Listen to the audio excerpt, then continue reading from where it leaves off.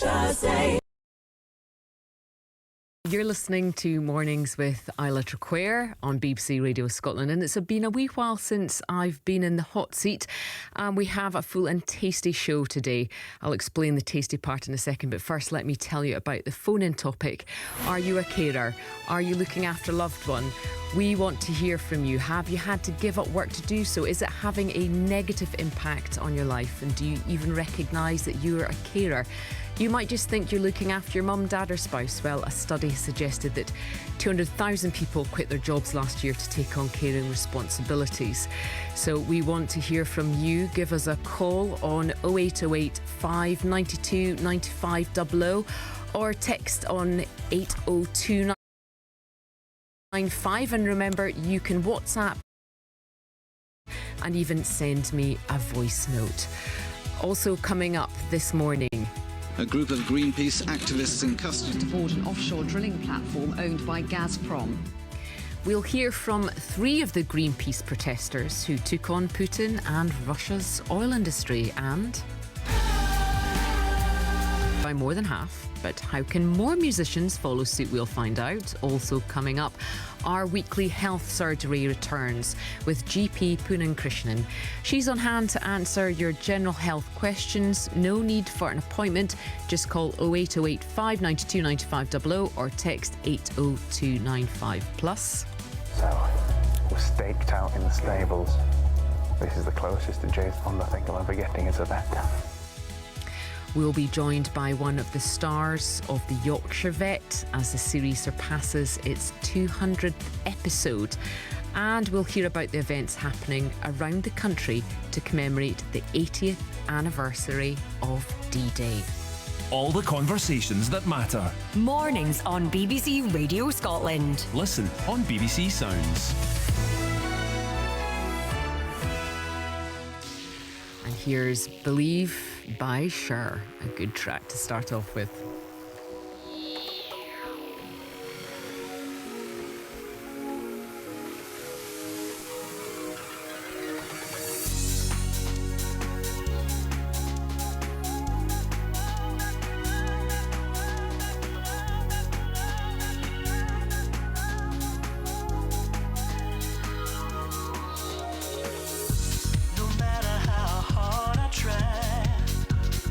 You keep pushing me aside.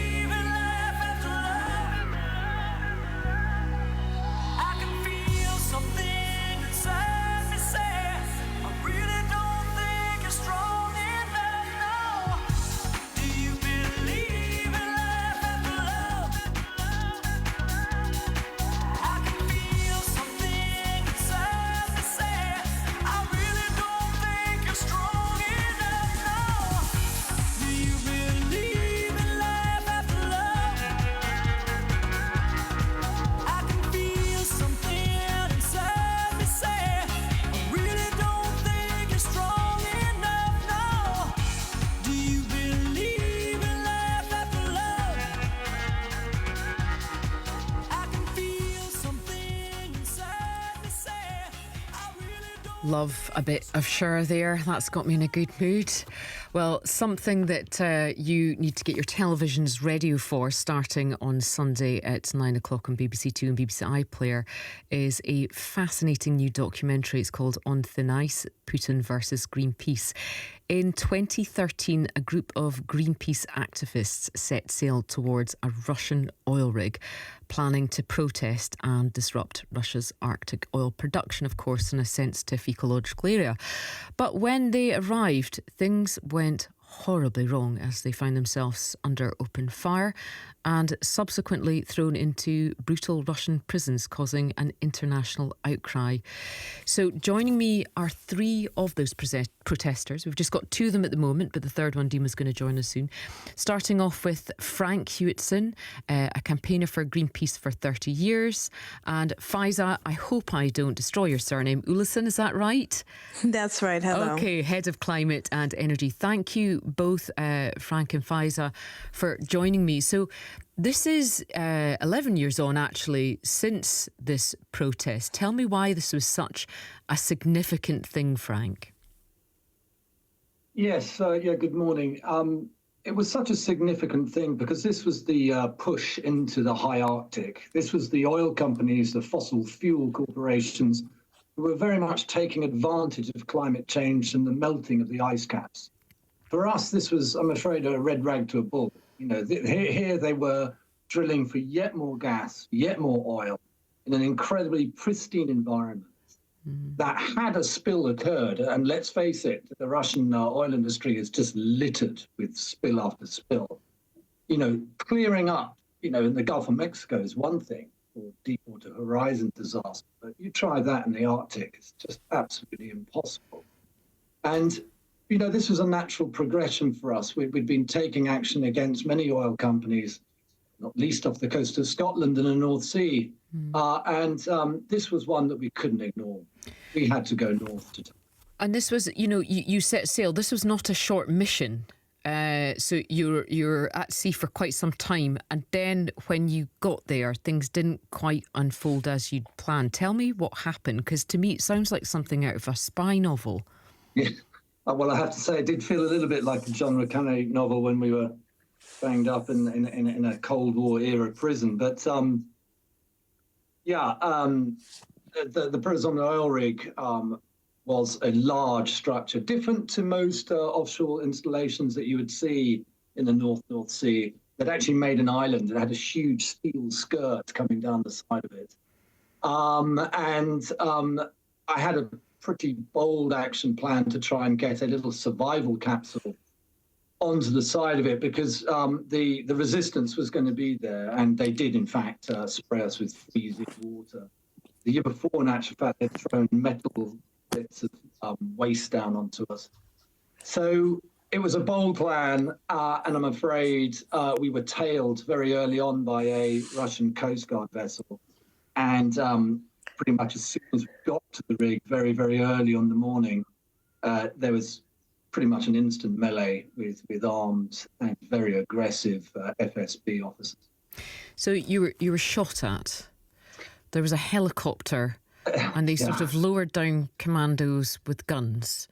Yes. And then you were whipped away and put in a Russian jail. That's correct. And we were pretty quickly charged with piracy, which, although ludicrous, and I think Faiza might attest to this, once you're on your own, with your own thoughts, and I'm afraid with your own creeping fears, you just start thinking, hey, maybe they can make this stick.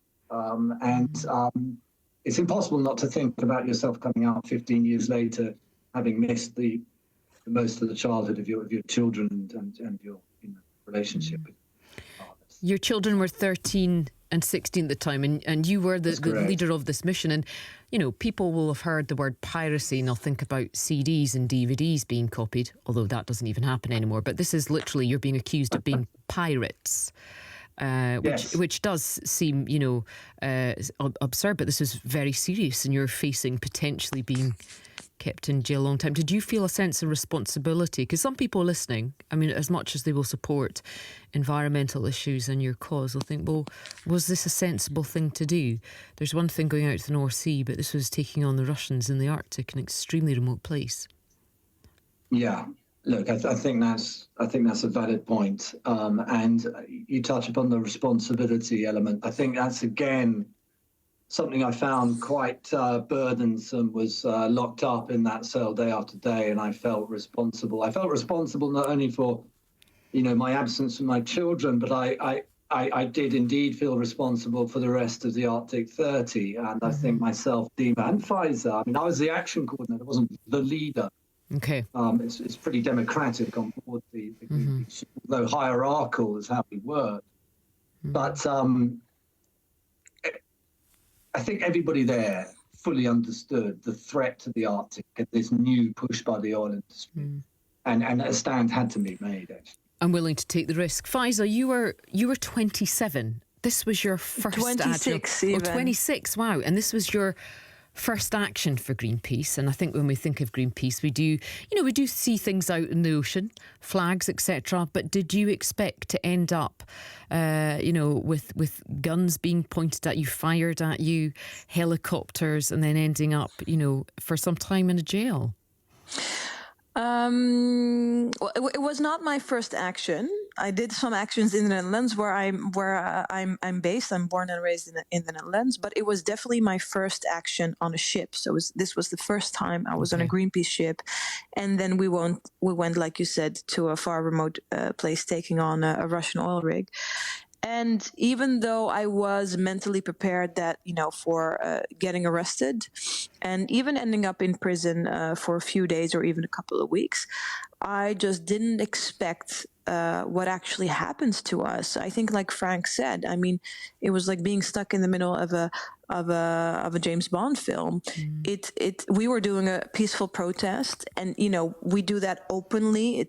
We communicate with the oil platform, with the Russian authorities. We're from Greenpeace. We're here to peacefully protest, and they were pulling AK-47s on us.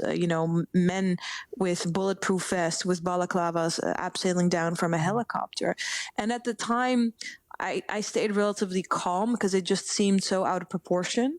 And we were trained to remain calm, to de-escalate the situation. But by the time we ended up in detention, and when we kind of realized it became one big media circus, and that we were facing 10 to 15 years, that was terrifying. It really was terrifying. I just have it in my head, balaclavas, etc. I mean, personally, I would have been fearful of, hold on, we're in the middle of nowhere. No one is around. However, there was some filming that was carried out, and I believe you carried out a bit of a spy move yourself by hiding a memory card. Is that right? Yeah. Well, I was trying to turn on like a small camera that was hidden up in the bridge, the steering hut of the ship. And I pulled out my iPhone and hoping the guards wouldn't see me trying to film the situation. Because like you said, when you're so far away, it's your word against theirs. And then it's really important to document everything. We had one of our fellow activists, Phil, actually, who managed to smuggle out an SD card into prison and smuggle it out again. And I think that then it became clear to the outside world what really happened on the ship. Wow. And some of that footage is, of course, being seen in this doc series. Now, Dima Litvinov, sorry if I said your name correctly, joins us now. You live in Sweden, but you're actually born in Russia. And this is something that runs in your family. Is that correct? I believe that dissidence is something that is in the genetics.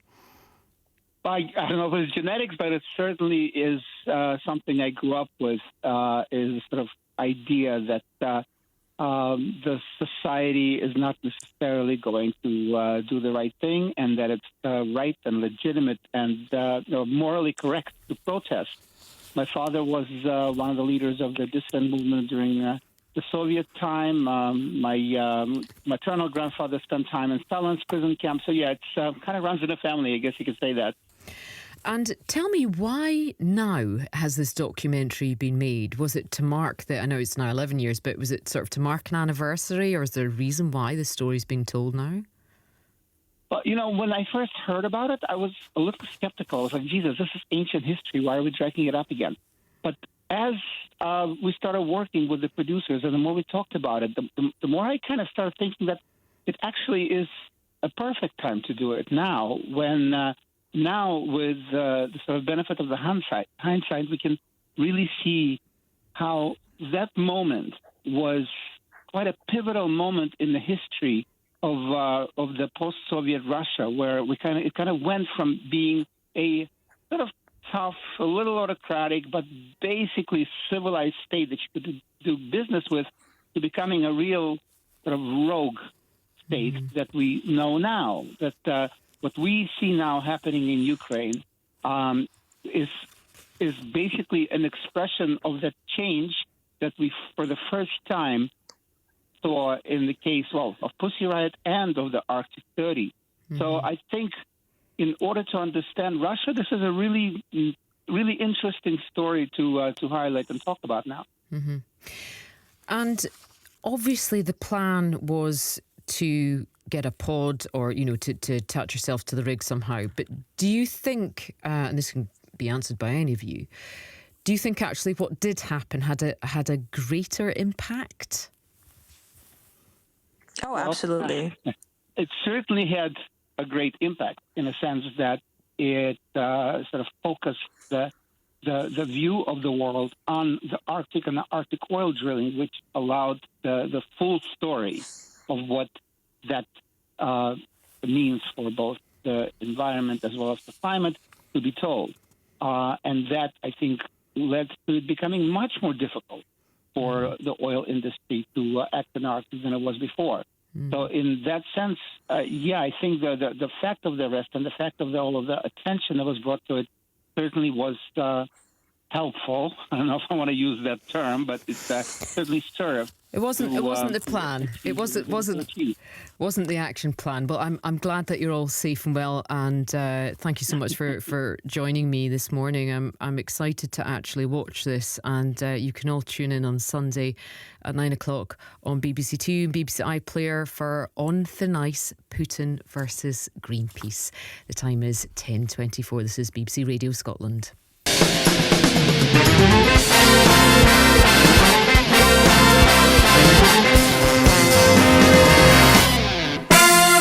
We changed the face of radio right here in the UK. The critics said we wouldn't last, but you showed them the way. We're adding extra listeners to this show every day. We hope that listener increase equals increase to our pay. The Chris Moyle Show.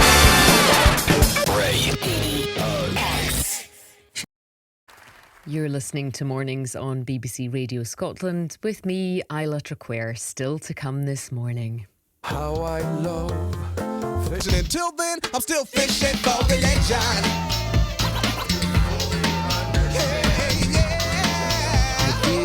Fish and chips, maybe not the mushy peas though. It's National Fish and Chips Day, so to celebrate, we'll be finding out how to put on your fish supper. And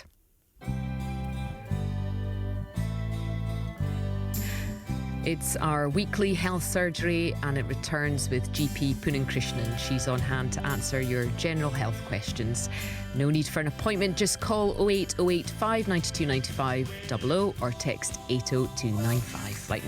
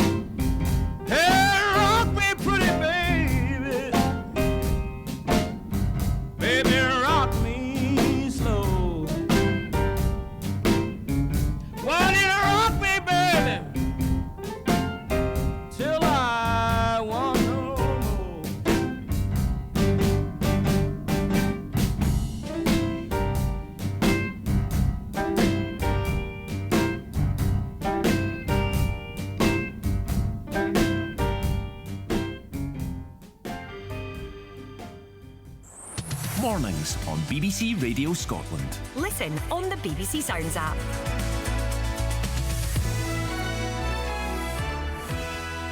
Good morning, this is BBC Radio Scotland. I'm Isla Traquair, and I'm really glad that my mic wasn't up there because I was singing and dancing along. I absolutely love the Proclaimers and particularly that song. Well, it's almost time for our weekly health surgery here on BBC Radio Scotland, and it's an Ask the Doctor Day. So today we are joined with our resident GP, Dr. Poonam Krishnan.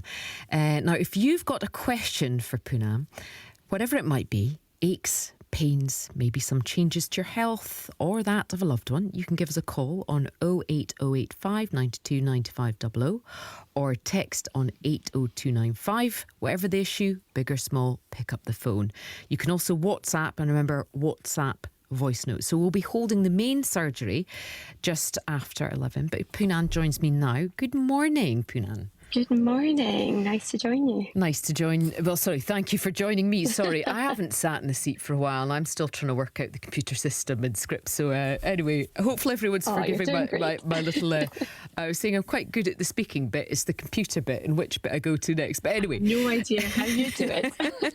Clearly not very well.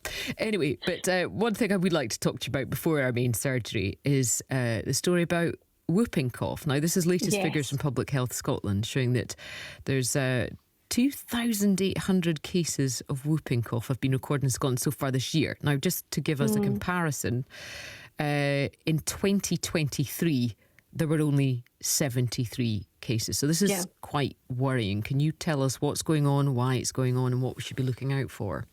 Yeah, we have been over the last few months. It first started across England, but now cases have been spiking up here in Scotland. And, you know, there's various different reasons for why that is the case. You know, whooping cough tends to kind of be a bit of a cyclical infection, but since pandemic, really, a combination of people not attending for their vaccines, a lot of misinformation, that has resulted in children not having their routine vaccines for whooping cough. And so we have been seeing this increase in cases, which, you know, has been making the headlines. I've certainly had a few cases of young children that have had whooping cough at our practice. So I think it is important that we raise awareness, but at the same time also reassure in the grand scheme, it's not crazy numbers that we're dealing with at the moment. And the good news is that we have got a vaccine that can absolutely prevent this from happening in the first place. I think that a question that often people ask, because it was a condition that we saw a lot of in the Victorian era, and then we managed to eradicate it. Well, what exactly is whooping cough? It's a bacterial infection which affects your lungs, and it's caused by a bacteria called Bordetella pertussis. And the way that you catch it, much like a lot of the other infections, respiratory infections, is through droplets via sneezing or coughing from somebody who's infected. But it is very contagious, so a case can rapidly spread. What we are encouraging people to do is, especially if you're pregnant, if you have got a newborn or young children, then it's important to check that you have been vaccinated. For young kids, the easiest way to do that is that you will have a little red book. The immunisation programme that we offer free on the NHS, it includes the pertussis vaccine. In that, if you're pregnant, speak to your midwife, and you can get that from 16 weeks onwards. And the beauty of getting that done when you're pregnant is that you actually pass on the protection to your unborn child, and that lasts them up until 8 weeks. So it's really, really important to get that done.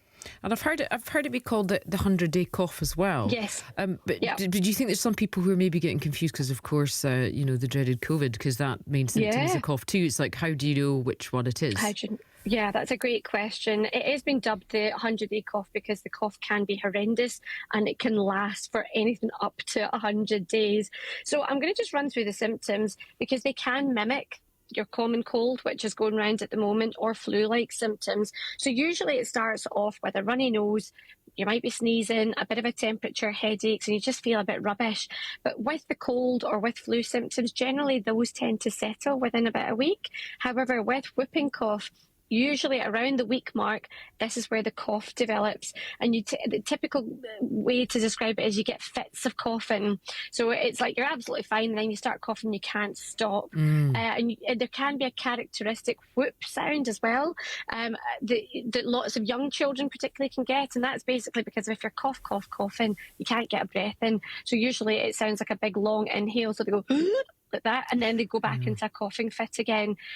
So if you recognise that in anyone that has been struggling with a cough and you've been thinking, oh, do you know, it's probably just the cold, but it's been going on for, 10 to 12 days, I would say just speak to your GP. We would ordinarily take a history. We would also do a swab test that we can send off that can confirm the diagnosis. But if we catch it earlier, it's an antibiotic that you take, and that treats it very effectively. I remember my niece having it, and what my brother did was he actually filmed her, because that thing you described, I was like a seal. I mean, it's the most horrible, distressing thing to witness in a child, but being able to film it and then so that they can hear it, and then helpful, because you can't always get through to the doctor immediately, that might be do you know, that's fantastic advice actually, that especially with newborns as well. Sometimes if you're wanting just a quick piece of emergency advice, even to film that, you can always show that to your doctor, and it can be really helpful too.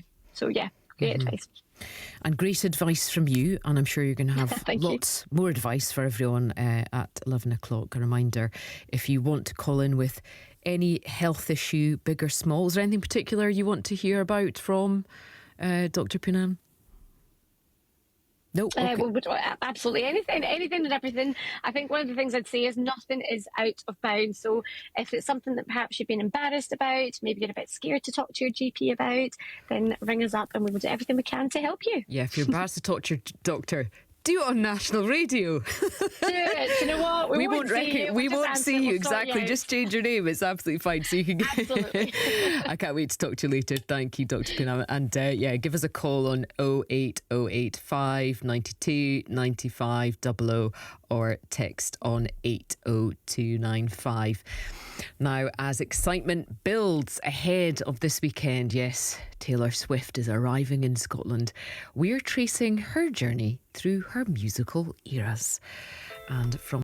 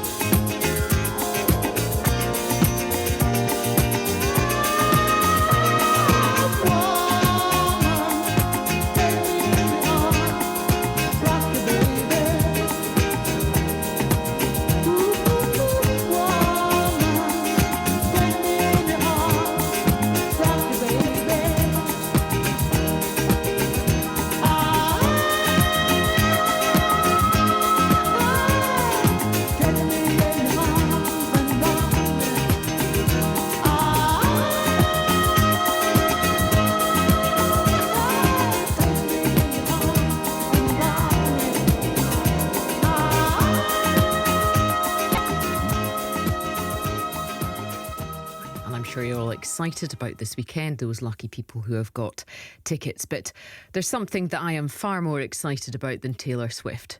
It's fish and chips. Yes, it is National Fish and Chip Day. I think this might be my new favourite day of the year. So whether you take them with salt and vinegar, tomato sauce, mushy peas, definitely not mushy peas, fish and chips have been one of Scotland's favourite food for decades. And here to discuss this important issue, we have owner of Castlevecchie Fish and Chip Shop in Paisley, Alfredo Notini. Good morning. Good morning. How are we this morning? Okay. Very good. And I also have in the studio with me Chef Julie Lynn, and I've got some food beside me here, which Alfredo, you might have an issue with because it's got a bit of a twist, which I'm going to tell you about in a minute. But can you tell me first of all, what is so important? Why do us Scots love fish and chips so much? Apart from the fact that it's the most tastiest takeaway there is. It's good for you. I mean, you have fish, which is fresh every day, natural, no additives. You've got chips, the salt and vinegar. You couldn't ask for a better meal. Now, I was reading up on this last night and I was fascinated to hear that it was such a boost, and this is appropriate because of D-Day, obviously the anniversary, 80th anniversary today, that it was kept off the ration list. We needed it for our actual sort of to boost us, to make us feel happy. We needed our fish and chips. Well, it kept the country going. I mean, you think, my shop has been going since 1914, so it's fed the nation through 2 world wars. And it was just part of life. Everyone came with their plates or their bits of newspaper and got fish and chips, and they kept the family alive, kept the family.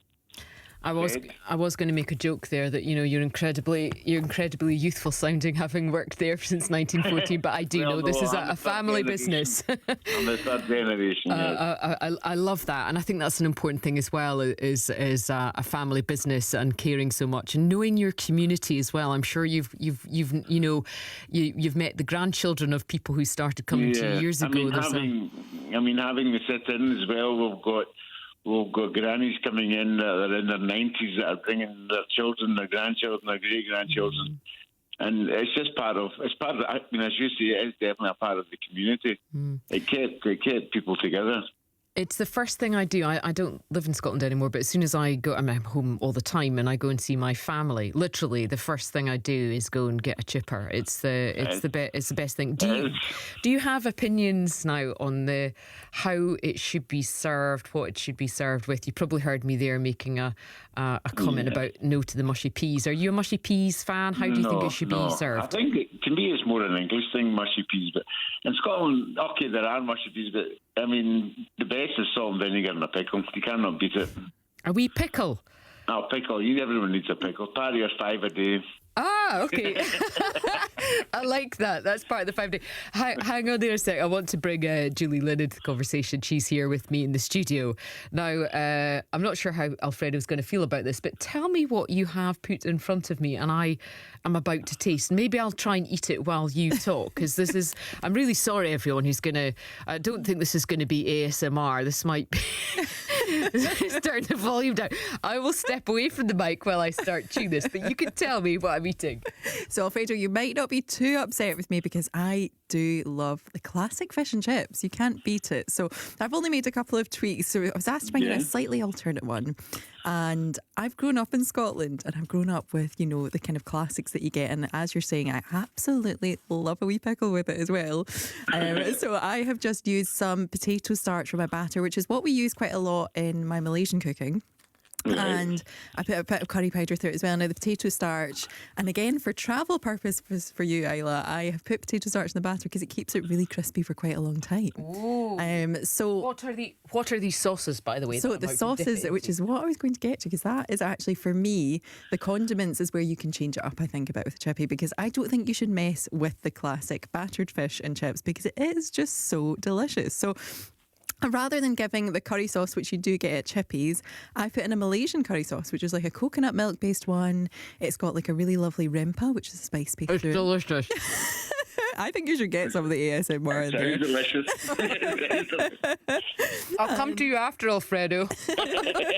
And I know that neither of you are a fan of mushy peas, but I think they go so well with a bit of the flavour of Thai green curry. So I put a bit of paste in there and also a bit of coconut milk in there too. So they're a bit more fragrant. So Alfredo, so to not upset you, I've gone for changing up the condiments rather than the product not itself. At all. I mean, change is good. Change is good. Change is good. And Yes. your chippy does show that. I've been there for it. It's delicious. So hopefully this is a good homage to the classic chippy that we know and love. I'm going to try and talk with most of the food gone in my mouth. I have to say, that's absolutely delicious. And I'm a world traveller. I love world cuisine. And that is absolutely delicious. And I would have said that I'm a purist when it comes to fish and chips, but I think we need to try this, Alfredo. Julie has really whipped up something delicious, particularly the curry sauce with the coconut. It was amazing to dip that into. Now, we know that you have Italian roots. Have you ever attempted to put some lasagna on top of your chips and your fish, or are you... No. It's too far gone. Well, curry sauce is becoming more and more popular, and chips and curry sauce is one of the sort of staple diets. So, but it's more for younger people. I know younger generations try different things. Are you a fan, Alfredo? Great. Yeah, people should try everything. People should try. But if you get a couple of pensioners out for a wee fish tea on a Tuesday afternoon, sitting down with a wee fish supper, a slice of bread and butter and a cup of tea, they're not going to want curry sauce on it. But you get the younger ones coming out after a few pints and want chips and curry. That's great. Everyone should have what suits the moment. Well, there was a bit of a dip in popularity apparently in fish and chips last year. But do you think that has now changed? Do you think that we're leaning into it again? There is so many takeaways now. There's so much food. There's so much variety that everything's getting. Younger generations want to try different things, which is fair enough. Everyone should have.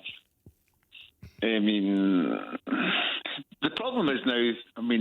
Things have changed. People go out for a drink and eat maybe at 11 o'clock at night on the way home, so they'll get. I also think the older generation used to go out, start shopping, come home at maybe 6 o'clock, come in for a fish supper, and then go home. Everything changes. Oh, that's still me. I'm an early supper. I'm none of this going out. No, I was going to say I don't think anyone goes out anymore. They just maybe it's because they're ordering in. But Julie, just eat and they all the kind of apps on their phone. They press buttons and everything gets delivered. Exactly. Well, I still go to the chippy. I like going there, ordering it, standing there, making my hair smell of the fish and chips, so I can still enjoy it for the rest of the day. You know what was good? It was more a social event. You would get to know the customer. You would talk to them. You would have a kind of a relationship with them. Yeah, exactly. And you knew what they wanted. You knew, and it was a good way to. I've known people maybe 30, 40 years, and you become more of a friend rather than just giving them food. It was a great way to socialise. It was a great way to keep the community together. Yeah. Whereas if you're sitting in the house pressing buttons, you see no one.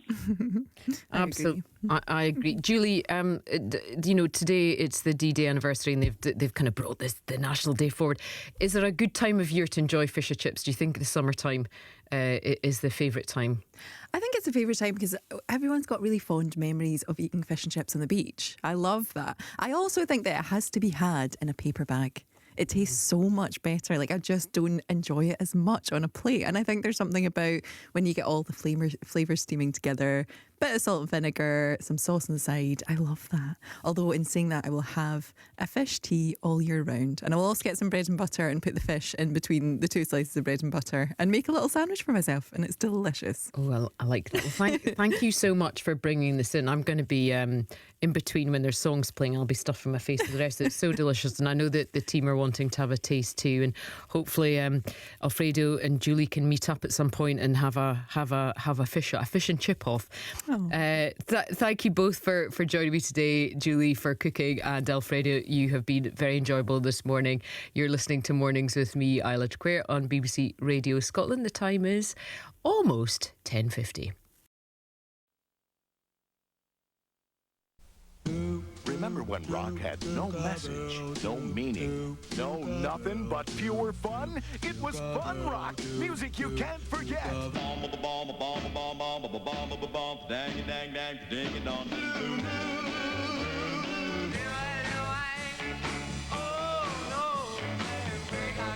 Fun rock, 4 records, 3 giant cassettes, 40 of the all-time biggest original rock hits, guaranteed to bring out the fun in you.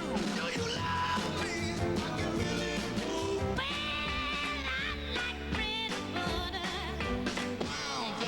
Songs your body can't resist.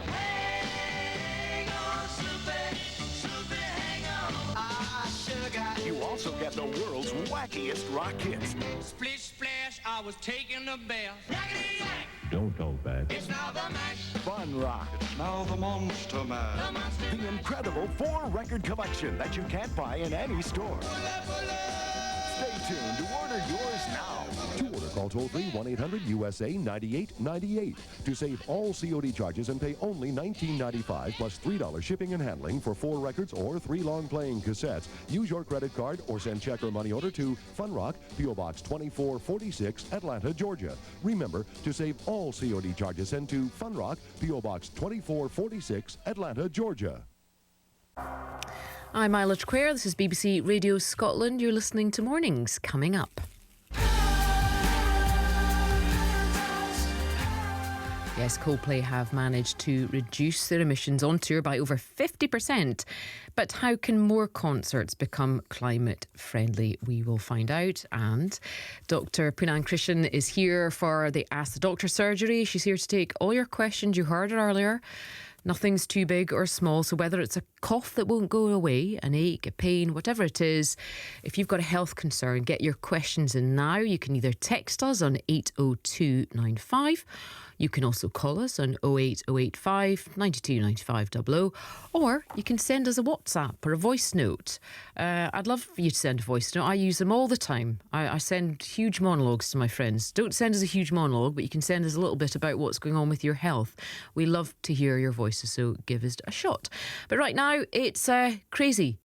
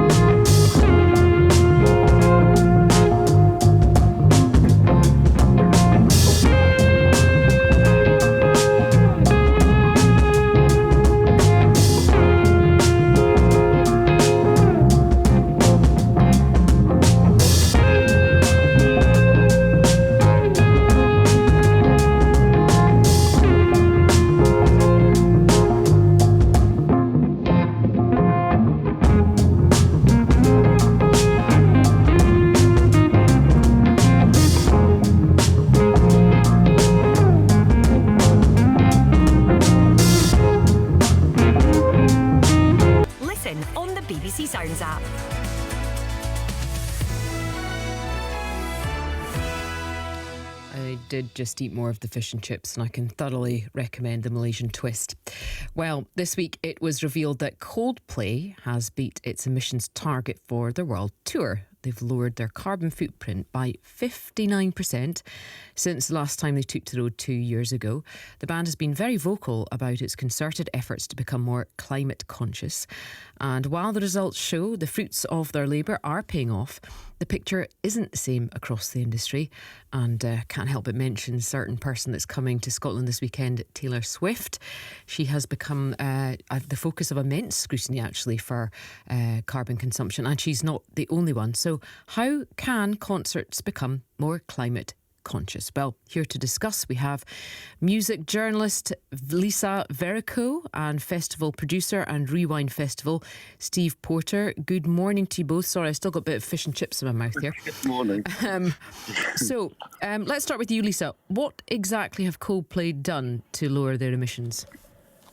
Well, you're right. Coldplay have been very vocal about lowering emissions. I mean, no large-scale event is eco-friendly, but to make it less harmful for the environment, the big one is the kinetic dance floor, which is people move around, they dance on it, and it recycles the energy, puts it into electric batteries. They've got bikes, which I think is a bit of a gimmick where you cycle on it and it uses that energy. But,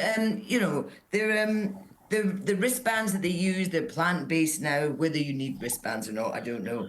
And solar power is a big one, which probably works better in some countries than it does in others. That's very interesting, the kinetic dance floor. Is that something that you could use at Rewind Festival, Steve?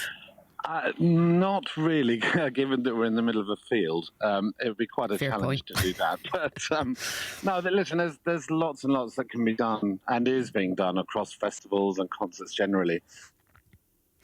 Every time you go in and... Sorry, carry on. Sorry. We're just going to have one of these awkward silences. No, you go. No, you go. Okay. I'm going to be quiet. You carry on. Okay. Basically, I mean, you imagine every time that a festival drops into a town, you're basically building a small town or a large village. So, the power to run that is quite considerable. So, but there are moves. For instance, this year at Rewind, we're going to be using HVO instead of standard diesel, which is a hydro-treated vegetable oil. And if you can put that in all of your machinery, which we will be, then that's going to have a great impact in a positive way. Recycling has been really a key focus of every...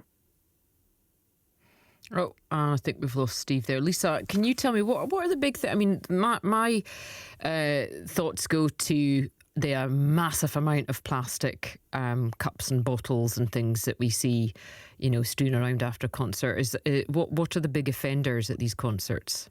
Yeah, well, most artists say that it's inspired to do something after looking at the detritus that's left after they played a concert. It's interesting about festivals. I think festivals have really been leading the way. So banning cups, banning straws. This has been happening for over a decade at festivals. Certainly much more. I think the actual touring has yet to catch up. And you talk about Taylor Swift, and everybody's seen these 90 trucks that she's taking around the world. And in the States, 2 lots of 90 trucks and crews so that she can get from one venue to another, touring at the same time.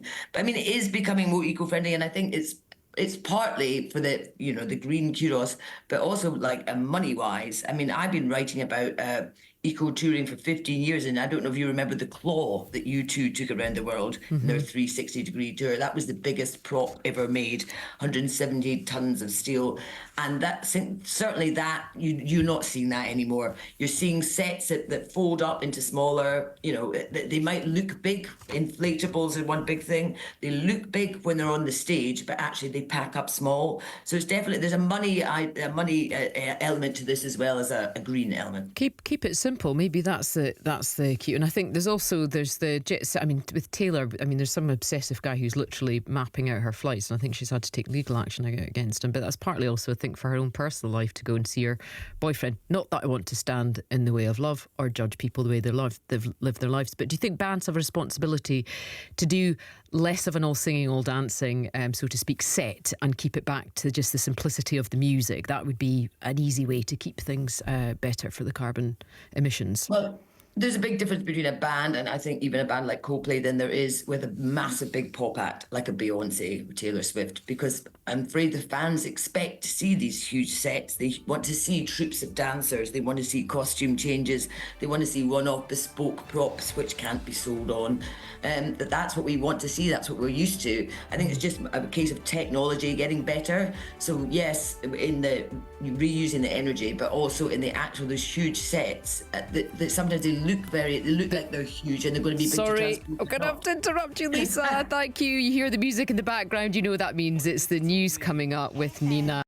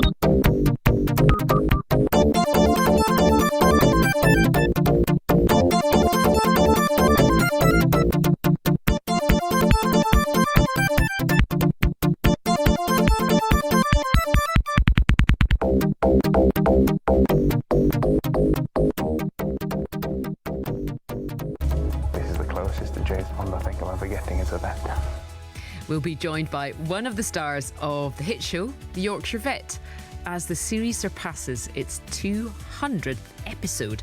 Plus, on the 80th anniversary of D-Day, we'll find out about the events happening around the country to commemorate the day. All the conversations that matter. Mornings on BBC Radio Scotland. Listen on BBC Sounds.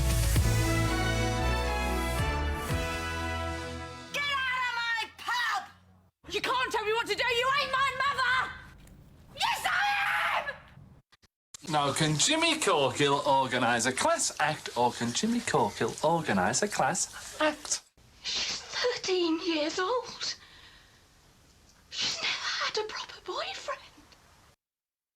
No, that wasn't my mother talking about me never having a proper boyfriend. That was actress Helen Worth, better known as Gail Platt. She's going to leave Coronation Street after 5 decades on the cobbles. Gail holds a record for the series' most married female character. My goodness, having gone through 6 marriages. This includes Richard Hillman, who turned out to be a murderer and was part of a storyline climax which was watched by 19 million people. And it has got us all talking about soap icons and how many there have been over the years. So whether it was Dot Cotton, Peggy Mitchell, Roy Cropper or Zach Dingle, we want to hear who your favourite soap icons are. And you can text me on 80295 or you can send us a voice note on WhatsApp using 08085 92 95 00.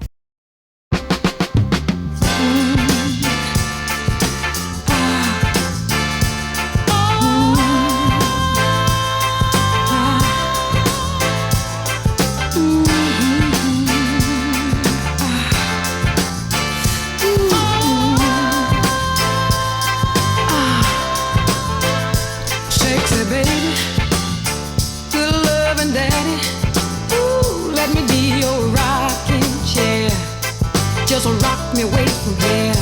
Let's get it on. Come to me, baby. be your rocking chair. Just rock me away from here. Let your arms shelter me from all hurt and pain. Light my heart with your everlasting flame.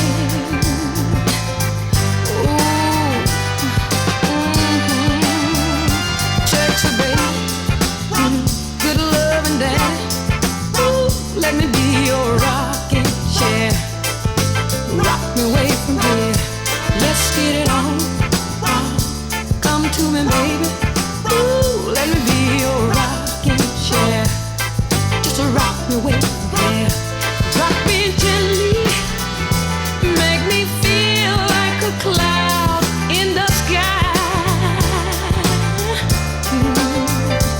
Whisper softly. Let my heart take wings and fly.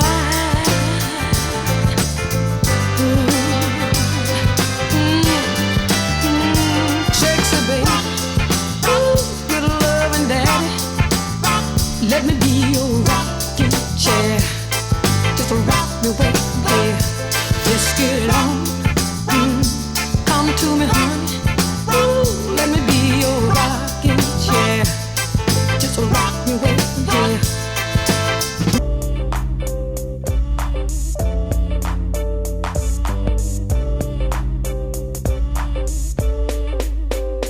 Day by day, my life seems to get deeper. Cause everywhere I go, I see the same fake people. I remember back in the days when things was tough. They wouldn't even take the time to say what's up. And my family's even worse too. Can't stand to see me doing better than they doing. Trying to keep a brother down low. They can't stand to see show get that little bit more. I guess they all on the same level. See, they was born broke and they gon' die broke together. It's enough, I gotta fight in the streets, G. Come home and got to fight with my family. But I just learned to take it. No matter how good I do, there'll be someone to hate. Thinking of a way that they can nail me. Jealous of the next man. Praying I'll be a failure.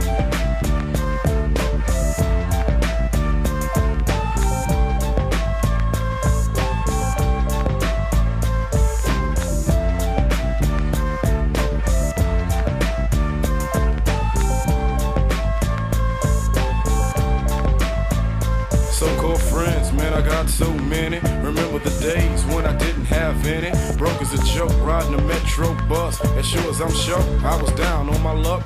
Got me a job, bought myself a new caddy. Soon after that, my boss thought he was my daddy. On my back for every letter tit-tat. Mad at me because I'm riding in a lack. I had to move on before he got the nerve to fire me. Cause if he did, nobody else would hire me. Man, it's a shame, people want to see you fail. But all that's swell, cause I'ma prevail. So go to hell, check me out.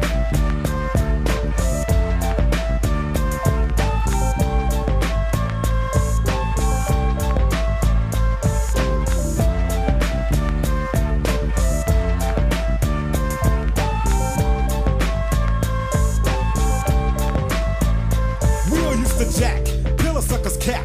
We'll used to pack, pull the trigger perhaps. Then along came rap. And I was saved from digging myself an early grave, or getting locked up in an institution. Am I the problem or the solution? Cause when I was broke, it seemed everybody wanted me to raise. But now that I'm paid, they can't wait to see me fall on my face. Every time I turn around, somebody on my case.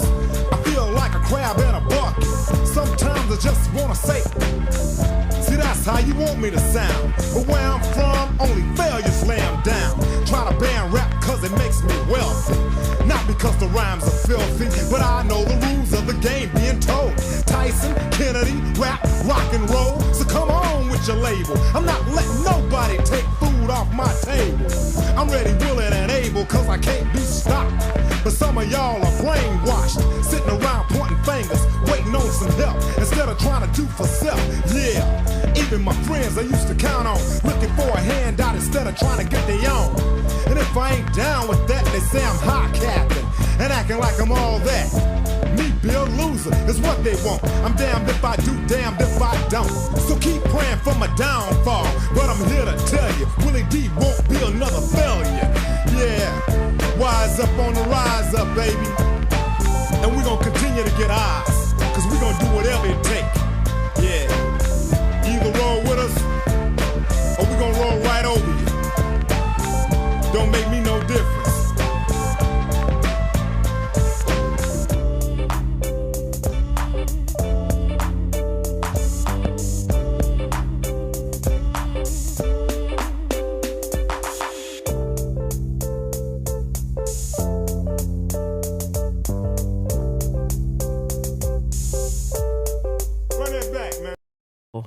Amy Winehouse filming her Back to Black video. It was done in Abney Cemetery, and I happened to be walking there in London, and she was burying her heart next to a tree. Anyway, enough of that. Right now on BBC Radio Scotland, we've got our regular health surgery, and it's your chance to ask the doctor, GP Poonan Krishan, our resident doctor on hand, to answer all your health-related queries. Whatever they are, please give us a call on 0808 592 95 00 or text 80295. Don't be shy. Welcome back, Poonan. How are you? I'm very well, thank you. How are you getting on? I'm fine. Apart from I nearly hit, I don't know, I pressed something in the chair. It was like the eject button. I've managed to accidentally delete things off the screen, but I'm hanging in there, and hopefully the listeners will have no clue that any of these things are going on. Anyway, do you know, it's 11:11. It's all good from here. Oh yeah, so this is a good sign. This is a symbolic Good time, sign. isn't it? 11:11. Okay, it's all going wonderfully because you're here.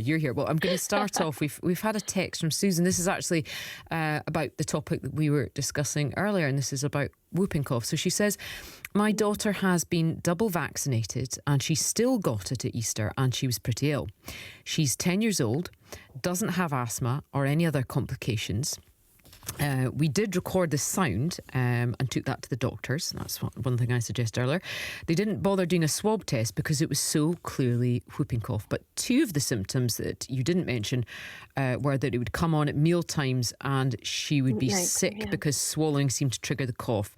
It was also really bad at night. Even though she had antibiotics, she is still coughing now, although not as often, usually when she does PE or eats too quickly.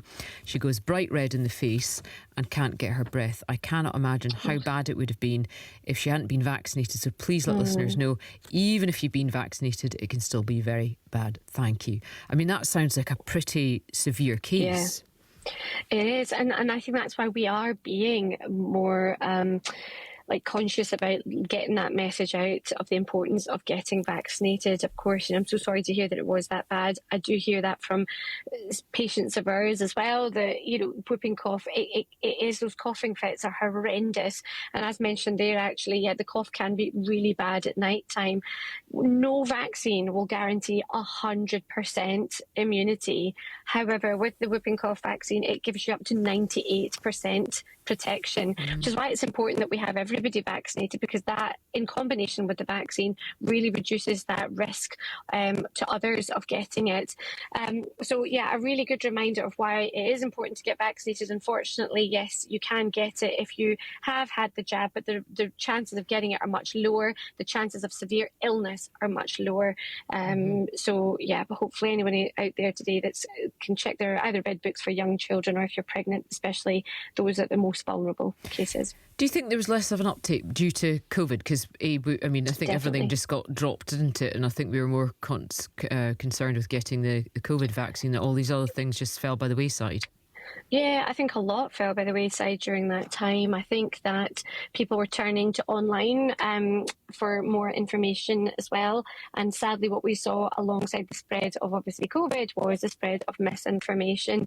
And, I get it. I've got young kids as well. And you are more kind of vulnerable to sort of reading the news and getting information. It's important to always get that from somebody who actually knows what they're talking about and an expert.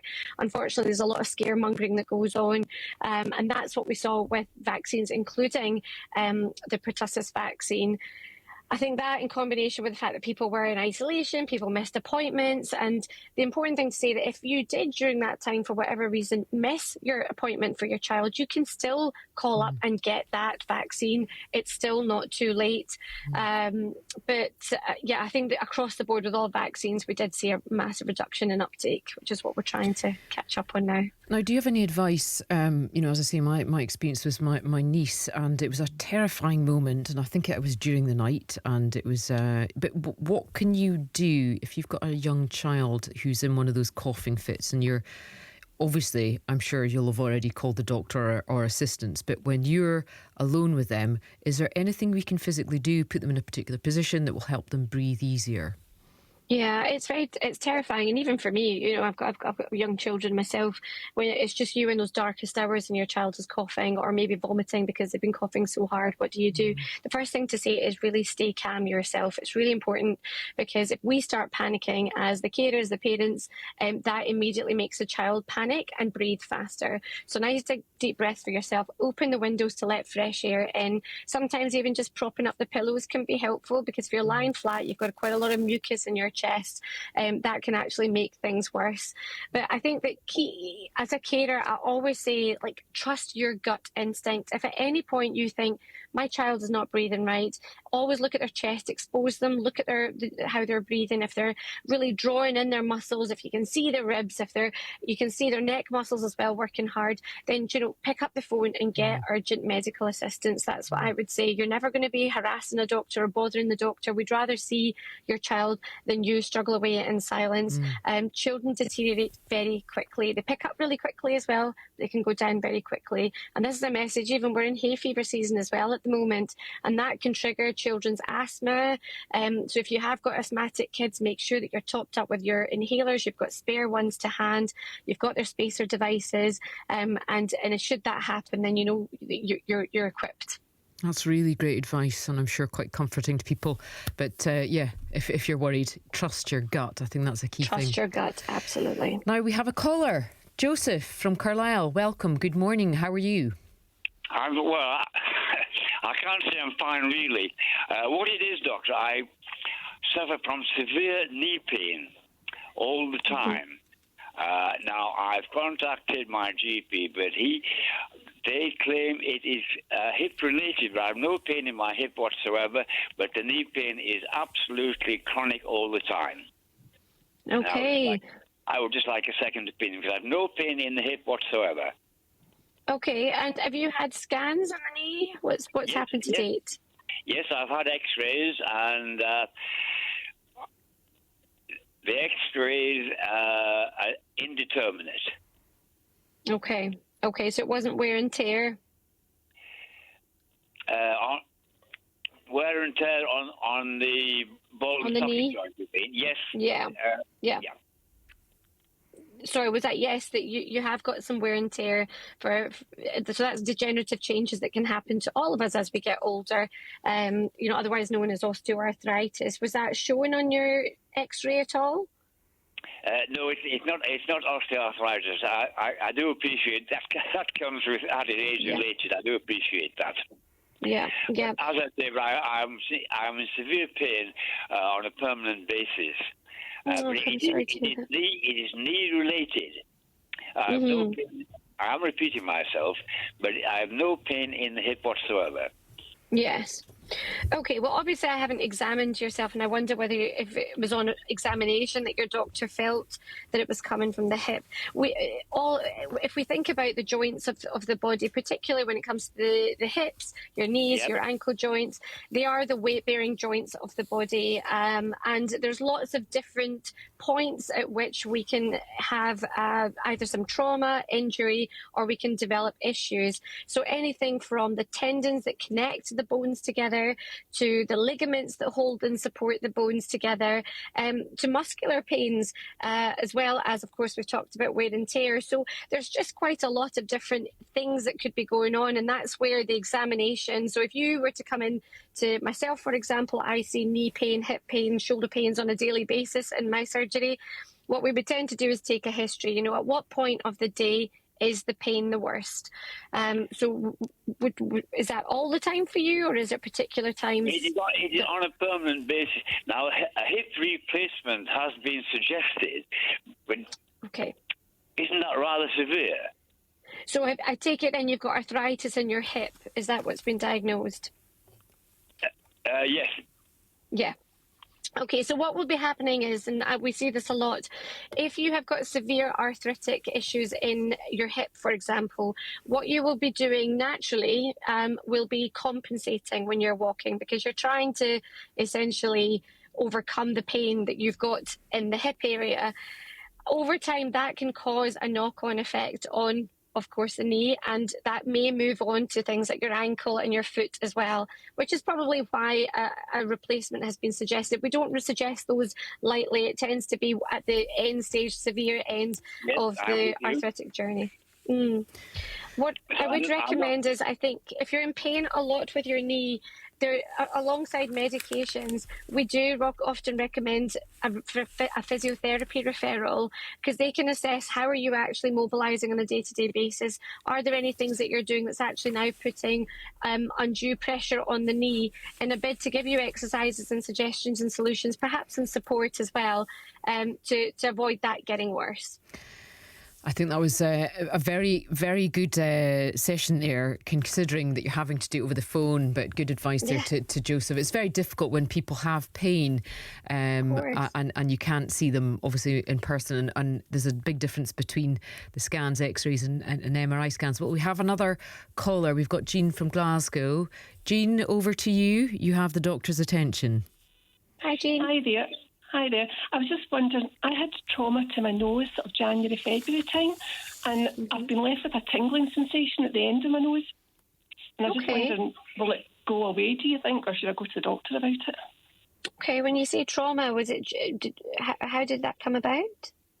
Well, I work in an ESN school, and I've been hit and head butted through the nose. Oh, no. Okay, and did you have to see sort of ENT, or did you break the nose? I went to the hospital for the minor injuries bit. Right, They couldn't tell if it was broken or not. It was swollen at the time. Okay, okay. I didn't do anything. Oh, sorry to hear that. Yeah, we have got nerves, obviously, that run along the nose, and if there has been any trauma at all, even mild sometimes, because those nerves run quite superficially above the nasal bones, they can be affected. Sometimes this pain or the tingling sensation that you describe can just be transient. Obviously, this happened earlier on in the year. It can last anything from 6 to 12 months. In a few cases, it can unfortunately be permanent. Hopefully that won't be the case for you. But if it's not causing any other issues at the moment, I think it's one of those just watch and wait situations, I'm afraid. But no, I take it no other symptoms across the face. You're fine otherwise? No, it's fine. It's just really annoying. It's like a hair tickle in your nose all the time. Yeah. Well, hopefully it'll settle over time. And I have seen lots of people, it does get better. Lovely. Thanks very much.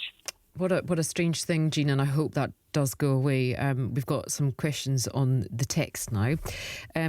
Is it true that there's a limit to the amount of tetanus jabs that you can have over a lifetime? This is from MJ. My last tetanus was 12 years ago, and the one prior to that would have been about 20 years before. They assume that they had one as a child. I've been told having 3 over lifetime gives me adequate cover. I'm in my mid-60s. Yes, so you don't need to routinely have tetanus jabs. If you have had your 3 doses, you should be absolutely protected and covered, unless, of course, you were to have a nasty injury that required a further shot. I think that you're absolutely protected as it stands. Okay. That's good. Before we go on to another question from a listener, I want to talk to you about hay fever, because I don't know. Well, I was going to say I don't know if it's just me, but obviously not, because it's in the newspapers as well. But I feel like everyone is suffering from it just a little bit harder this year. And apparently it's set to hit 15 million Brits, and it's because of grass pollen levels expecting to skyrocket. And that's because of a delayed pollen bomb. That sounds very ominous. Triggered by the release of suppressed pollen following weeks of rainfall. So is this something you've been seeing? A lot. Seeing and struggling also with, so I completely empathise. So the pollen bomb sounds very scary. It's one of those, like, things that you listen to and you go, what is that? It essentially is when you just have a huge release of millions of grains of pollen all at once. We've been having a lot of erratic weather recently. It's hot and then it's raining, and that has an impact on the amount of pollen levels that we are circulating. As a result, just this week, we are expecting much more pollen to be circulating and more people experiencing the symptoms. So I think that if you are somebody who suffers, I think that there are a few things that you can do. Of course, you know about the antihistamines, which you can get over the counter. If those ones you find aren't really working for you, then you can speak to us, the GPs, and we can prescribe you different medications or higher doses which you can't buy. But really, the most important thing is to make sure that you actually limit this pollen, which is the allergen that's going to trigger a response from your immune system. You want to limit that getting into your body in any way possible. So there's a few things that you can do. You can make sure that your windows are closed, particularly in the mornings and the evenings where the pollen counts are the highest. You want to make sure that you're not putting your washing out. I know how much we love doing that when the sun's out, but actually pollen is so micro, like tiny little particles, that they will stick to the clothes, which you'll end up bringing in, putting on, and then making your symptoms worse. Similarly, when you're coming in from outside, take your clothes off immediately and put them in the wash and have a shower to make sure all that pollen's off. Because if you're going to bed as well and you've got loads of pollen stuck to your hair, you're going to end up with those nighttime symptoms. Oh. Another thing that I find really works well, you can get pollen balms, but good old Vaseline is brilliant around the nostrils and under your eyes. What happens with that is pollen will stick to that and stop it getting into your airways to cause those symptoms. That's just a few little things that you can try. I've got a dog. I would argue that a dog is a bigger pollen bomb than anything else that's going on.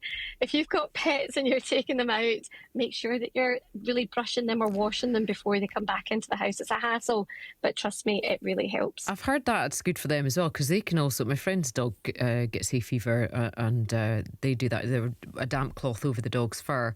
That's really good advice. So, me lying on freshly cut grass in a park, sunbathing, probably wasn't it's dreamy. sensible. not the most sensible idea.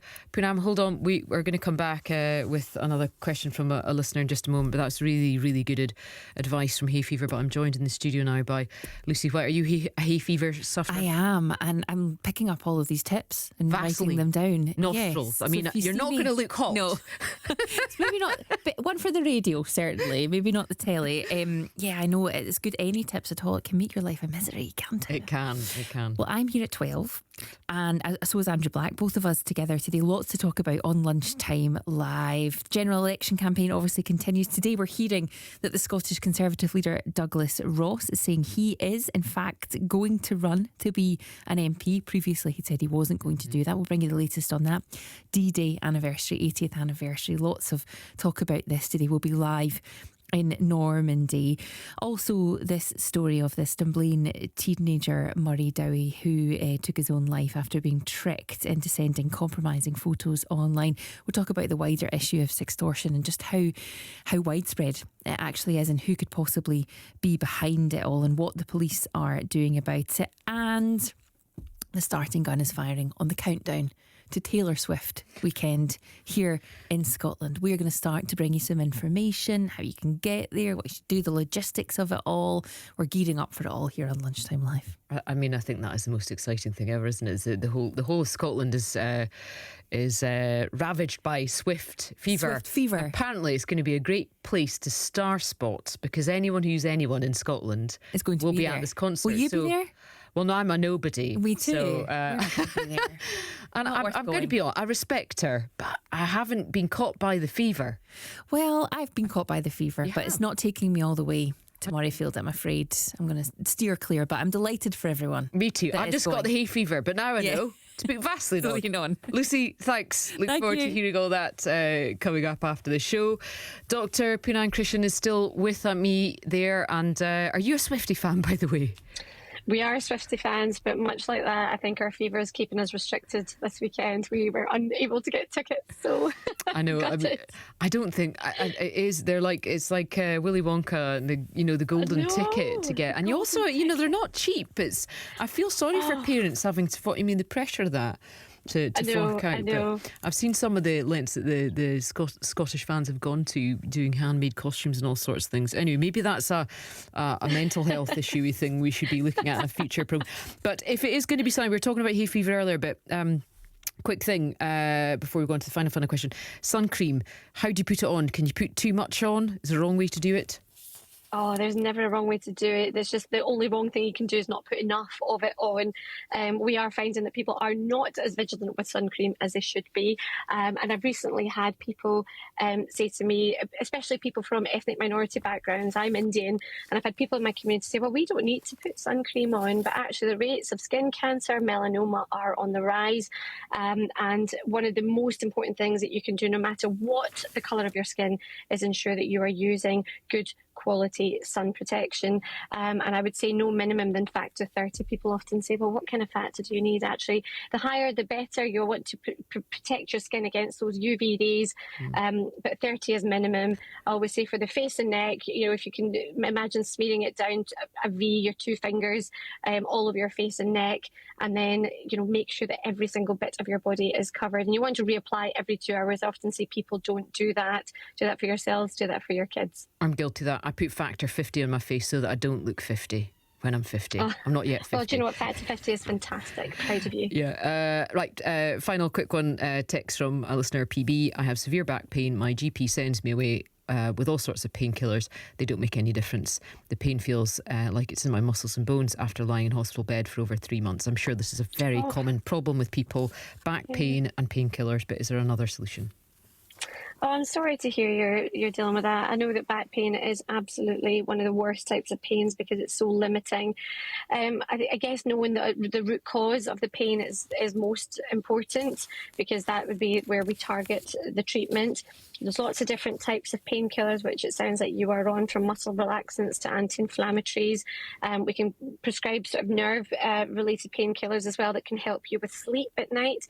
But really one of the most important things that you can do for back, people tend to think, well, rest is that. So if I just rest, it'll get better. But actually, that will make the problem much worse. It will increase that spasm in the muscles. So stretches are really good. I know that the NHS website, we've got lots of different videos and tips that can help. But really, a referral to a physiotherapist, which as a GP, I do a lot. We've all got physiotherapists connected to our primary care teams. So referring you in to get targeted physiotherapy for those areas that you need help with will go a long way to long-term sort of healing. That is excellent advice. Thank you so much. I've thoroughly enjoyed having you on today, Dr. Poonam. Thank you. You've saved the show, quite frankly. You will overlook my few technical mistakes. Thank you so much. I'm Ella Queer, listening to BBC Radio Scotland. The time is 11:32. Across the state, wherever news breaks, the local news leaders will be there to tell you exactly what's happening. Join Bruce Page and Heather Ford for Queensland's #1 news service, National 9 News, nightly at 6. You're listening to Mornings on BBC Radio Scotland. I'm here with you until 12 o'clock, and thank you so much for bearing with me for your company. Still to come before then.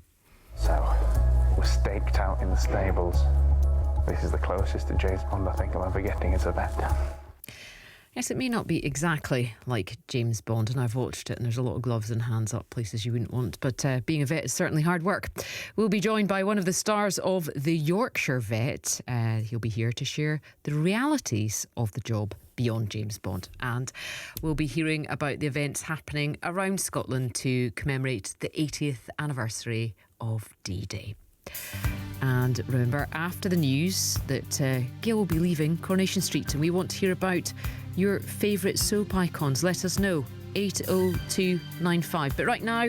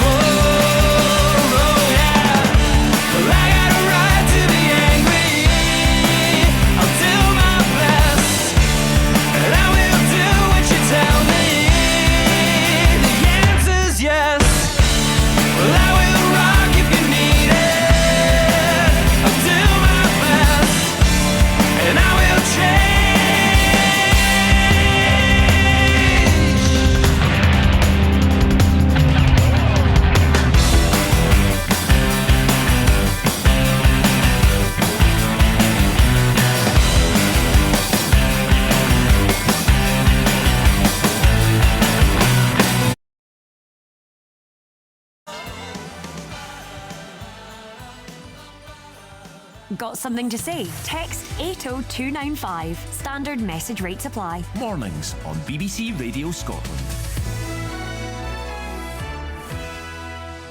What a tune. Just as well I did not make my mic live again during that. I absolutely love that, Simple Minds. Now, The Yorkshire Vet has been a fan favourite on our TV screens, airing for the first time in 2015. Now, 9 years and 18 series later, the show has recently reached its 200th episode, documenting the highs and lows of vets across Yorkshire, and it's showing no signs of slowing down. And here to tell us more, it's one of the stars.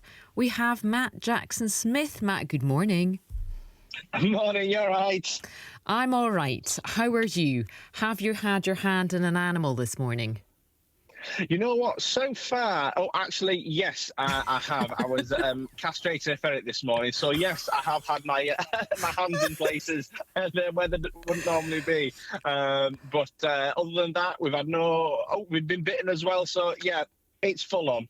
What a day! I mean, I don't know if I'm glad or not that I asked. It's kind of funny. I wasn't expecting you to say you'd castrated a ferret. Well, I mean, I've had some Malaysian fish and chips. That was far better than being bit by something. But Matt, I mean, this show, and I know you're more of a newcomer, but there's something about it, and I think in this horrible world where there's lots of bad things that go on, we like to watch animals and happy stories, and the Yorkshire Vet is just like, I mean, there's a few gross things in there. I've seen far too many exploding pustules and bodily fluids of animals I don't ever want to see, and poop. I remember there's a bird of prey that did a projectile poop when you were examining it, but it's got something about it that's just got viewers hooked. Oh, yeah, it is. And I think what the show really encompasses is the caring nature of people and us as vets. You know, we're so passionate about the job that we do, and I think I speak for vets across the country that when we go into it, we go in to do our best to make the animal right, and that relationship between client, animal and vet is so important. I think the Yorkshire Vet really showcases that, and I think that's true of everything from your ferrets, cats and dogs right through to your cows, sheep and reptiles and such. So yeah, it's a real feel-good show, definitely. Mm-hmm. And reptiles is one of your loves, isn't it? It is. I have to say, I'm a big reptile fan. I work as a mix across the board, but I do have to say, having had a brother have a dairy farm and spend a lot of time there as I was younger, and having still got the farm now and being very obsessed with Steve Irwin as a kid, I do have quite a love of reptiles and cows. I think I always say to folks, I'd have been a dinosaur vet if I'd have been born, 65 million years ago, or if Jurassic Park happens, then I'm your man. So. Oh, that's good to hear. So yeah, farming is definitely in your blood, and we can hear from your accent, and obviously you're in a show called The Yorkshire Vet. However, you do have a Scottish link because you studied in Glasgow, is that right? Yes, I did. I had 5 fantastic years from 2009, and I graduated in 2014. So, definitely, Glasgow was always part of me now. That's for sure. And I've got a few friends that are still up there, so I do love coming back to see everyone. A life-changing experience, I'm sure, that made you a better rounded human being. It did. Very, very impressionable, without a doubt. I think as Scots, we love the Northerners. I love your accent. I could listen to it all day. So during your time on the show, what are some of the highs and lows? I mean, I mentioned that I've forgotten what type of bird of prey. I used to be a young ornithologist. I'm ashamed I didn't actually pay attention to what it was, but the exploding poo. But what are some of the highs and lows that you've experienced on the show? Oh, I mean, some of the highs range from you're going out, it's the middle of the night, you're going out to a calving, and the cow's in distress. It's all a bit of a disaster, and I always remember one of the older vets said, look, when you get called out to these situations, it's always a disaster that you're there to help solve, so whatever you get from there, if the calf's alive, if the mother's alive, it's always a win.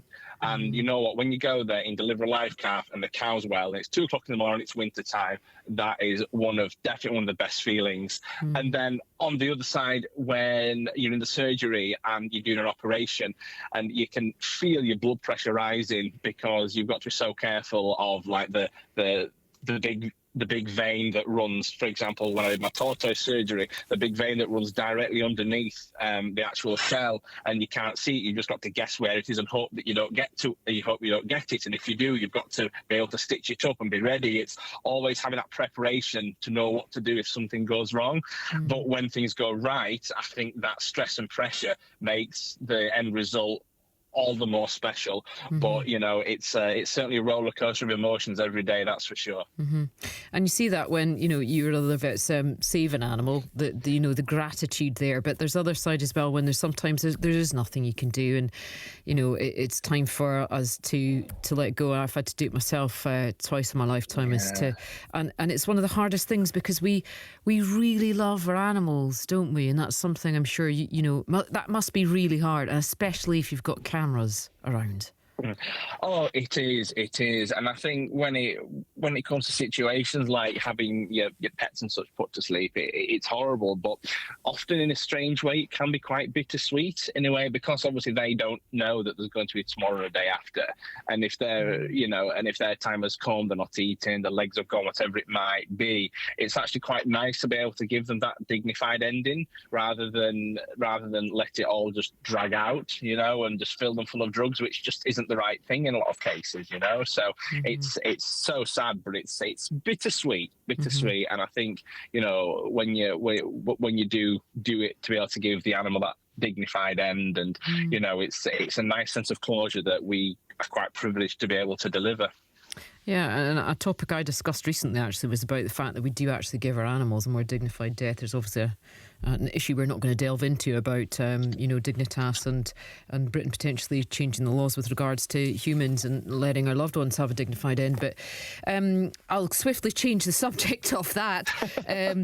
What would you say that when viewers are watching the show, are they seeing it warts and all? I mean, I've seen a couple of your little behind the scenes videos, but do you think it's a true portrayal of, or is it being exaggerated in any way? Not going to suggest that they're faking it for TV. No, what you see is exactly as it happens. The tension that you can see in the operating theatre when the procedure's there, the emotions that you see on the vet's face and the owner's face, it is all so real. They might put a little bit of us driving down a road just afterwards, just so that it flows in quite nicely, but the actual important stuff is all real. And something that's very real to you, a new type of pet, a baby. But you one that you can't fit. I mean, you're okay with the tortoises. How are you finding fatherhood?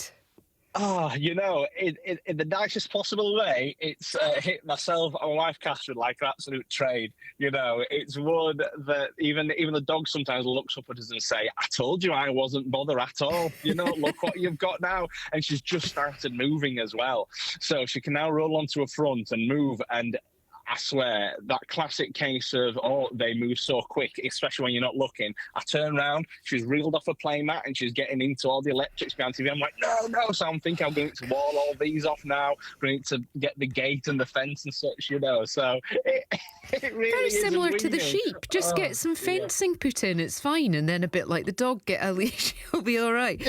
And how are you? Don't do that. I'm joking, everyone. Don't take me seriously. But amongst all this, you're filming your vet, your dad, and you're also writing a book. How are you finding time to do that?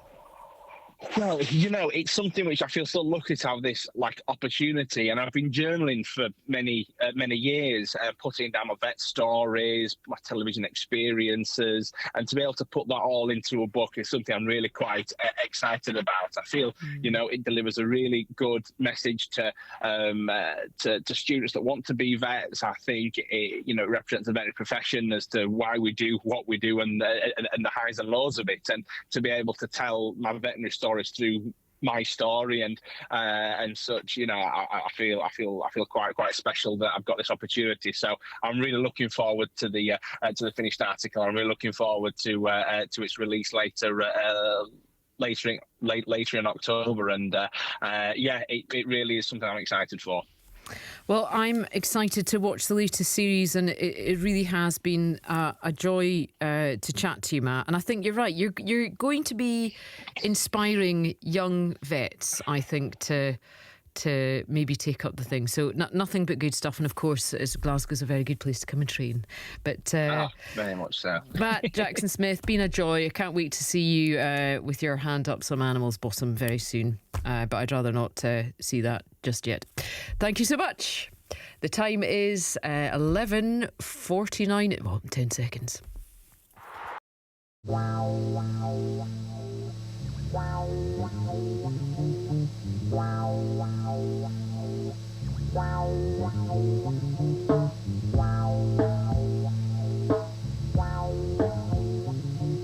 The hood done took me under, no wonder I'm still chillin' in the city with no pity. I hit the and they get reach in my pocket, get out my deuce, ain't I? At the neighborhood liquor store. And Stephen Jardine, he'll be back from 9 with you tomorrow with the phone, and you might be glad about that because he won't make quite so many mistakes.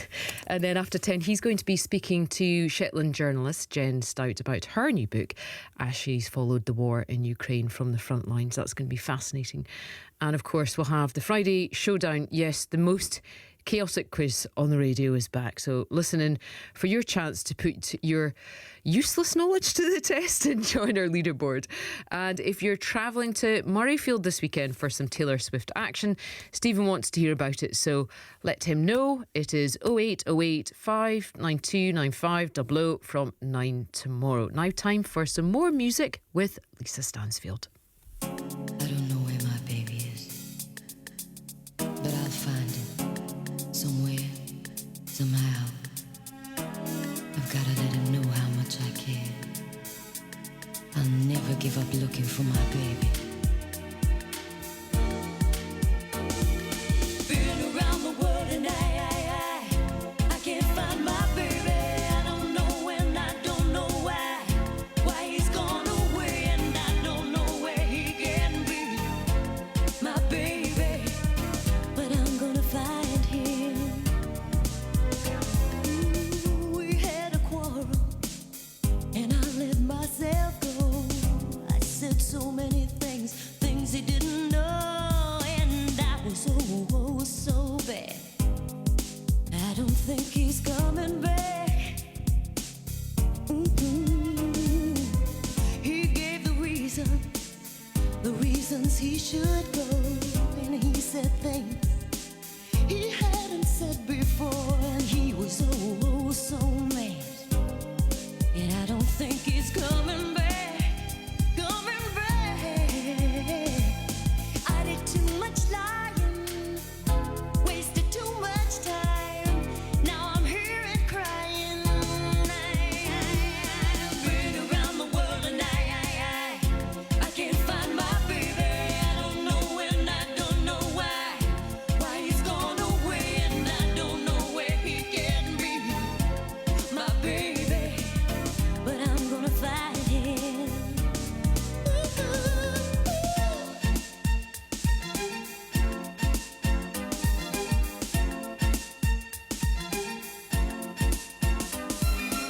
So open-hearted, he never did me wrong. I was the one, the weakest one ever, and now I'm so sad. I don't think he's coming back. I did too much lying, wasted too much time. Now I'm here and crying. Been around the world and I can't find my baby. I don't know when, I don't know why he's gone away, and I don't know where he can be. My baby, but I'm gonna find him. Been around the world and I can't find my baby. I don't know when, I don't know why. Get in touch with BBC Radio Scotland.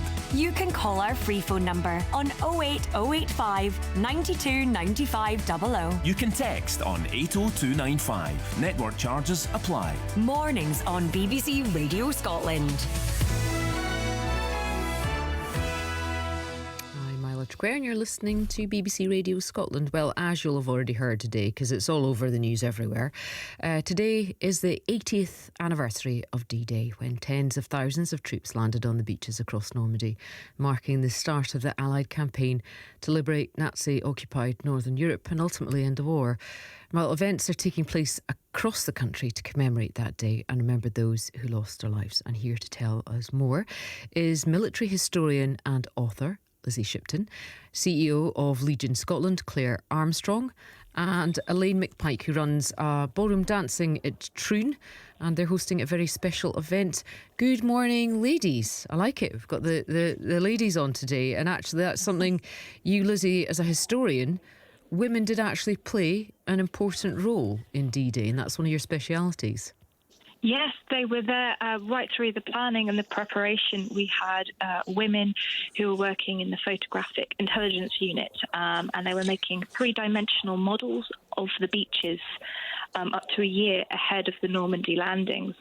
And they were using papier-mâché, lino, and they were trying to reconstruct the beaches exactly as they were with the buildings and the contours, so that they could plan accordingly and find the sight lines for those troops that were landing on the beaches. They got up to incredible stuff behind the lines. Wow. I also read about a postmistress in Ireland, and she did the weather report, which actually altered the day that they were going to do it. But of course, you know, the day they did do it, the weather was absolutely appalling. And I actually rewatched Saving Private Ryan recently, and it's a lot of people have said that, you know, they used interviews, etc., to make it as accurate as possible, and survivors of the D-Day landings did say it was quite accurate. I don't know where I'm going with this. It was just a huge event and a really important thing for us to remember and for younger people to learn about, would you say, Lizzie? It involved so many people. I mean, they've estimated that in the south of England, in the months running up to D-Day, there were 2 million service personnel and civilians who were all dedicated to D-Day, taking part, making sure it happened. Southern England was a sort of a protected zone, and so information was restricted. So they hoped nothing would let the cat out of the bag. And it's just a spectacular story of planning and ingenuity. I mean, women, for example, there was no technology to plan and map this out. Everything was done by hand. So one of the key roles you mentioned, weather forecasts. The Women's Royal Naval Service provided lots of female meteorologists who were all trying to anticipate the most unpredictable elements of this invasion. Because, as I said, bad weather could have taken the whole thing off course, and that would have been a disaster. Claire Armstrong, CEO of Legion Scotland, tell me, how important is this anniversary for Legion Scotland and the storytelling that your organisation does to pass on that history? Yeah, good morning. It's hugely important that we're able to come together this evening to remember D-Day. Anniversaries seem strange, you know, they do cause us to reflect, sometimes uncomfortably, and to think of experiences that we maybe can't ID with.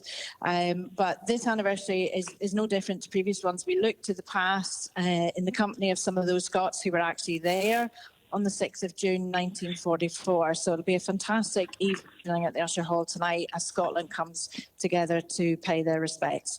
And what are you doing at the Usher Hall? What's the event involve?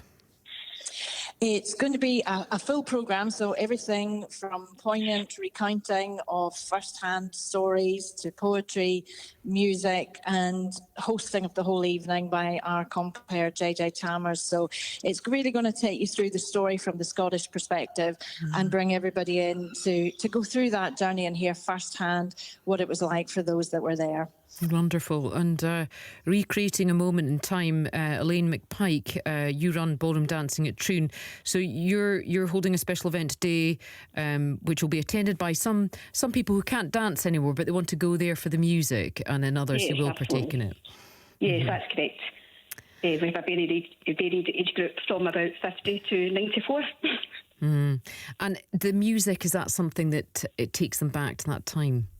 Absolutely. Today and Tuesday of this week, we've been playing all music from the 1940s, which was played live by my husband, who's Alan McPike. And I've really enjoyed it. It's been a different atmosphere this week due to the kind of a mood. It's been a more sombre occasion, but a very, very fitting tribute to the men that served and put us in the position we're in today. Absolutely. And Claire, do you think that this is, these anniversaries, you say, they're a difficult thing to reflect back on because it's not a celebration, it's a real reflection. Is it important for younger people, on these occasions to really learn about it? Yeah, hugely important. I mean, we have to pass on that legacy. We have to ensure the younger generations do remember. And we'll hear from some young people this evening who are reflecting on family members that they never met, great-great-grandfathers. But those stories have been passed on. And one of the things that's hugely important for us just now, while we still have some of the D-Day veterans with us, is to ensure that they're engaging and we're recording their stories as well, so we can share those with the schools and with the younger generation. So we absolutely must keep remembering and ensure we bring the younger ones with us on that journey. Absolutely. And I heard earlier there was an interview with a young, he was 18 on D-Day, and he's Scottish. He survived. He's in his late 90s now. And I think the estimate is there's only about 100 of the survivors of D-Day who are alive, and I think it's really important for us to hear their stories, record them, listen to them, learn. This was a different time. We were very lucky to be alive and in such a blessed place, although not in all parts of the world. But thank you, ladies, for joining me and for telling me what's going on in the country for D-Day.